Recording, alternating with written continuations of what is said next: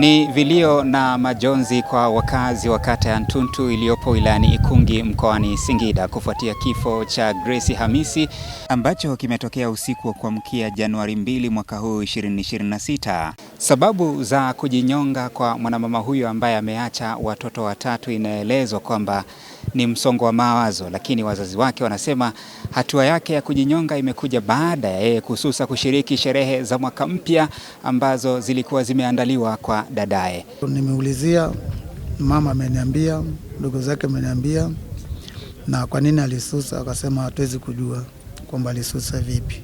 Na kwa sababu yeye tayari ameshanyamaza na kuna mtu yote leo mwachia ujumbe kwamba mimi nilisusa kwa 1 2 3. Lakini yeye na mdogo wake walikuwa pete na kidole anaelewana. Hasa siku ya kwenda kwenye sherehe yake ndio kitu kilicholeta utatanishi. Maana hakuna hata mmoja anayejua kwamba ilikuwa vipi, kwa nini alisusa. Na nilijaribu mimi kuulizia majirani, aidha huyu binti yangu labda kuna mtu aligombana naye au alikolizana na mamake. Wasema hiyo hatujasikia, ni maamuzi tu mwanae aliochukua bila kujua mtu aina yote. Mimi kwa binti yangu naimfahamu, msongo wa mawazo masi tunakuwa naye kwa sababu ushakuwa mtu mzima. Na ukiangalia huko ameacha watoto watatu. Na bado wale watoto watatu wale sana mahitaji yalikuwa yanatoka kwangu na kwa mamake, kwa kuisaidia ile wajukuu zangu wapate elimu, na mmoja ndo amemaliza mwaka huu darasa la 7 amefaulu, na mwingine ndio yuko chekechea na mwingine ndio yuko chekechea. Kwa hiyo sasa inawezekana msongo wa mawazo labda alikuwa hakuna rafiki yake wa karibu aliozaa naye kuweza labda kumpush kidogo.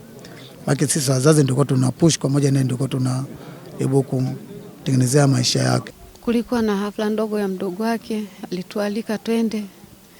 Sasa yeye ndo alikuwa mleta habari kwamba mtaenda au la. Ni kama mara 3 hivi alikuja. Akawa anatuambia huyu mama yake amesema muende, mnaenda au vipi? Tukamwambia tunaenda.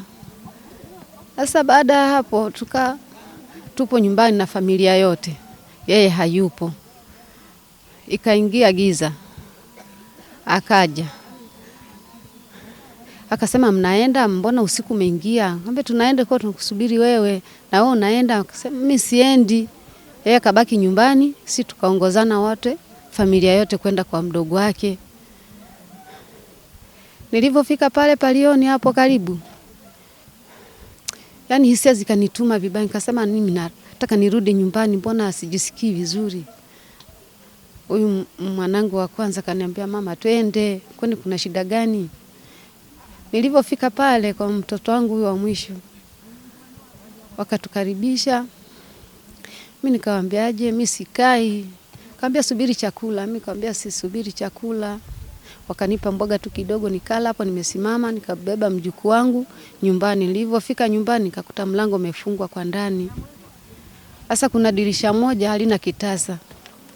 Nikasukuma likafunguka. Kaingia ndani, kaingia dirishani pale, kaingia ndani. Taa ilikuwa imewaka sebleni. Yeye akapitiliza kufungua mlango kwa ndani. Alipofungua mlango kwa ndani, mimi nikaona kama vile huyu mbona mwanangu kajibanza pale dirishani kuangalia hivi. Nikamwambia mama, one njoo mama, kulu amejifunga na mtandio, njoo tumfungue. Tukakuta anakoroma. Hapo tukamfungua, nikapiga yowe. Watu wakawa wamekuja mara moja hapo, wengine wana pikipiki. Tukawaomba tumtoe nje. Wengine wakasema sisi hatuwezi kumshika mtu enda amefariki. Sisi tukamtoa yule mama nje, nikamwagia maji. Naona hali ikawa sio nzuri, tukampakiza kwenye pikipiki, tukakimbilia kituo cha afya. Huko tukaenda, tukafika, tukapokelewa, akaenda kwenye vipimo. Nikaitwa mama, nikaenda. Alipopimwa BP ya mkononi, nikaona 0. Mimi nikaanza kulia. Nikaona mtoto wangu ameshafariki. Nikatoka.